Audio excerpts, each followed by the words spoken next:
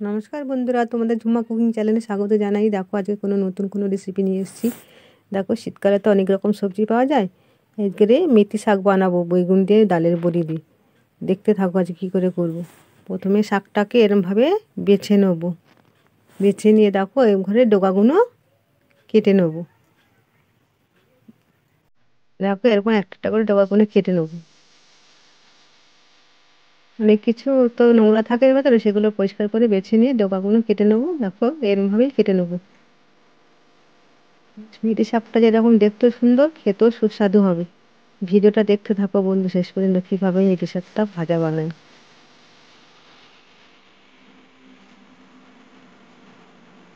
আর এবারে শাকগুলো বেছে নিলাম, নিয়ে এবারে শাকগুলো একটু কাটবো, মিডিয়াম সাইজে কাটবো, খুব কুচো কুচো করে কাটবো না। দেখো ওগুলো ফেলে দিয়েছি। এইভাবে কেটে নেবো মিডিয়াম সাইজে।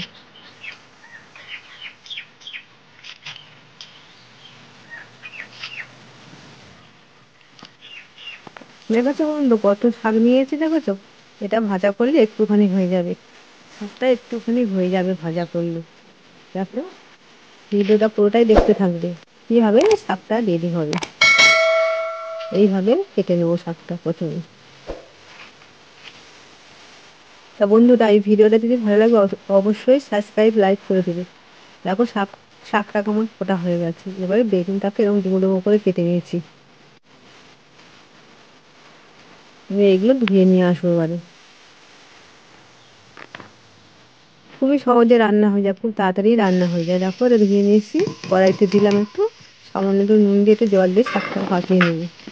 শাকটার মধ্যে একটু তেতো টাইপের আছে, তেতোটা একটু অল্প লাগবে।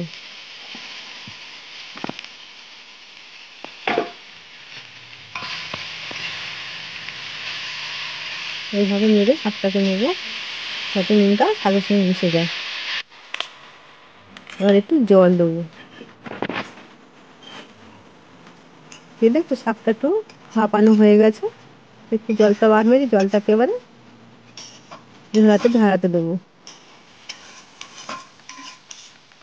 দেখেছো বন্ধুরা কতটা শাক কতটুকুনি হয়ে গেল। এবার একটু কড়াইতে তেল দিচ্ছি, সর্ষের তেল ব্যবহার করেছি এখানে আমি।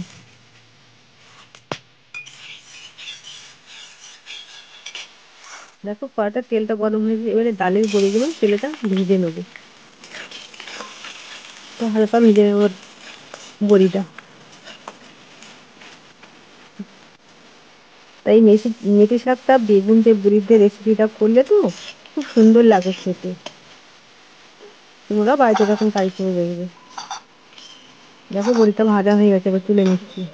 দেখো কড়াইতে তেল দিয়ে শুকনো লঙ্কা দিলাম।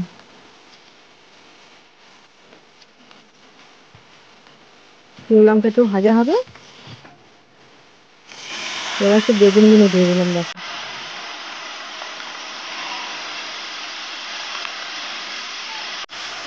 বেগুনগুলো একটু নেড়ে চেড়ে নেবো। তার উপরে দেখো একটু নুন দিলাম স্বাদ মতো,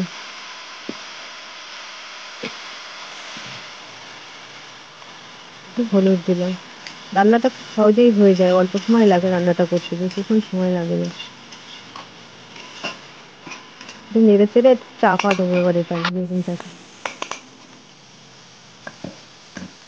দেখো বেগুনটা একটু ভাজা মতন হয়ে এসেছে, এবার সিদ্ধ করা শাকটা দিয়ে দেবো।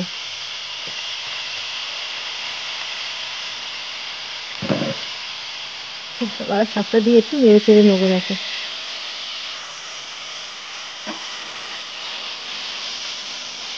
দেখেছো কি সুন্দর বেগুনের সঙ্গে মিশে যাচ্ছে। এবার সে ভাজা বড়িগুলো এটা দিয়ে দিলাম।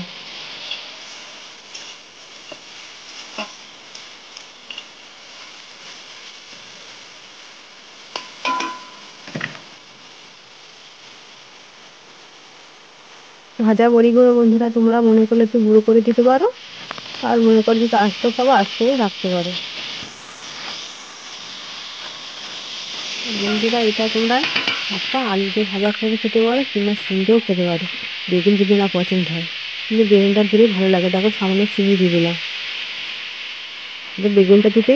বেগুনটা দিলে বেশি ভালো হয় শাকটা। তোমাদের যেটাতে ভালো লাগে সেটাতেই খেতে পারো রান্না করে। শাকটা ভাজা হয়ে এসেছে।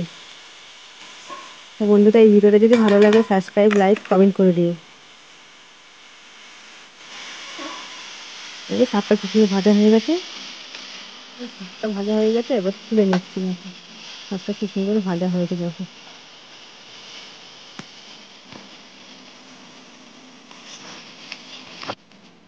দেখো শাকটা কত সুন্দর লাগছে পাশ থেকে, দেখতেও যেন সুন্দর লাগছে, খেতেও সুন্দর হয়েছে। এই রেসিপিটা যদি ভালো লাগে বন্ধুরা একটা কমেন্ট করে জানিও। আবার কোনো নতুন রেসিপি নিয়ে আসবো।